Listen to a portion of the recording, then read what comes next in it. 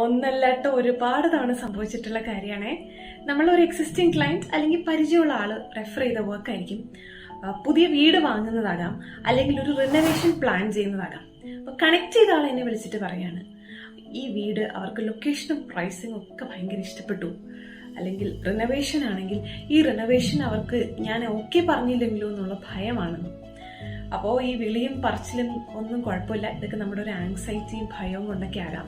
പക്ഷെ ഈ ഭയത്തിന്റെ കാരണം നമ്മൾ എന്തിനാണ് കൺസൾട്ട് ചെയ്യുന്നതെന്നുള്ള പേർപ്പസ് മനസ്സിലാകാത്തോണ്ടാണ്. Vastu health, wealth, career, relationship, decision making, ഈ 5 ഏരിയാസിനെയാണ് ഇഫക്റ്റ് ചെയ്യുന്നത്. അപ്പോൾ ഈ വീട് വാങ്ങിയാലോ ഈ റിനോവേഷൻ നമ്മൾ പ്ലാൻ ചെയ്ത് കഴിഞ്ഞാലോ ഈ 5 ഏരിയാസിൽ ഇത് എങ്ങനെ ഇമ്പാക്ട് ചെയ്യുന്നു നോക്കും. നെഗറ്റീവായിട്ടാണ് ഇമ്പാക്ട് ചെയ്യുന്നതെങ്കിൽ സൊല്യൂഷൻസ് ഉണ്ടോ എന്ന് നോക്കും. എങ്ങനെയൊക്കെ നോക്കിയിട്ടും കറക്റ്റ് ചെയ്യാൻ സാധിക്കുന്നില്ല എങ്കിൽ വേണ്ട എന്ന് തന്നെ പറയും. അപ്പൊ ഈ ഭയത്തിന്റെ കാരണം ഈ ഇഫക്റ്റിന്റെ ഇമ്പാക്ട് എന്താണെന്ന് നമുക്ക് മനസ്സിലാകാത്തോണ്ടാണ്. ഇനി എക്സിസ്റ്റിംഗ് സ്പേസ് ആണ് നോക്കുന്നതെങ്കിൽ അവര് പറയും, അയ്യോ ഞാനിത് വാങ്ങുന്നതിന് മുന്നേ നോക്കിയാൽ മതിയായിരുന്നു.